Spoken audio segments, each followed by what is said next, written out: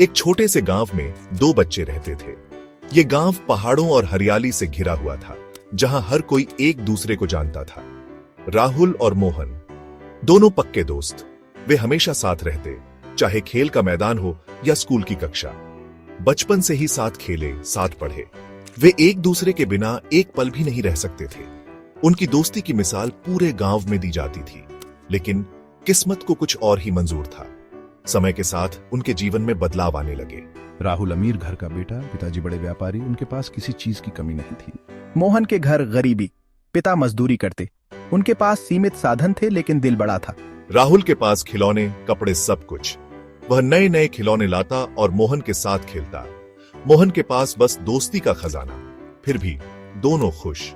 वे एक दूसरे के साथ समय बिताना पसंद करते थे। दोस्ती में कोई भेदभाव नहीं।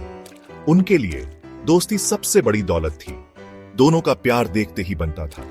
उनकी हंसी और खुशी पूरे गांव में गूंजती थी और उनकी दोस्ती की कहानी सबको प्रेरित करती थी। समय का पहिया घूमा। समय के साथ सब कुछ बदलता है। दिन महीनों में बदले, महीने सालों में। समय की रफ्तार ने सब कुछ बदल दिया। दोनों बड़े हुए। राहुल शहर गया। उसने अपने सपनों को पूरा करने के लिए शहर की ओर रुख किया। पढ़ाई की, बड़ा बिजनेसमैन बना। उसने मेहनत और लगन से अपनी पहचान बनाई। मोहन गांव में ही रहा, मजदूरी की। उसने अपने परिवार के लिए खेतों में पसीना बहाया।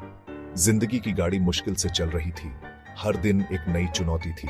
राहुल के पास दौलत की चमक, लेकिन दौलत के साथ तनाव भी था। मोहन के पास संघर्ष की आग। उसने हर मुश्किल का सामना किया। एक दिन मैंने पार्टी रखी। दोस्तों और परिवार के साथ समय बिताने का मौका मिला। बड़ी पार्टी। यह एक शानदार आयोजन था, जिसमें शहर के सबसे प्रतिष्ठित लोग शामिल हुए थे। शहर के नामी लोग बुलाए। हर कोई इस पार्टी का हिस्सा बनना चाहता था।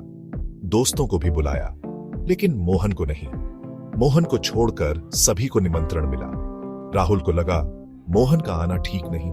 उसे लगा कि मोहन की उपस्थिति से माहौल खराब हो सकता है। मोहन को बुरा लगा, बहुत बुरा लगा। उसे ऐसा महसूस हुआ जैसे उसे जानबूझकर अलग किया गया हो। समय ने फिर करवट ली। जीवन में उतार चढ़ाव आते रहते हैं। राहुल का बिजनेस डूबा, कंगाल हो गया। उसकी सारी संपत्ति खत्म हो गई। दोस्तों ने मुंह मोड़ लिया। वे सब उसे छोड़कर चले गए।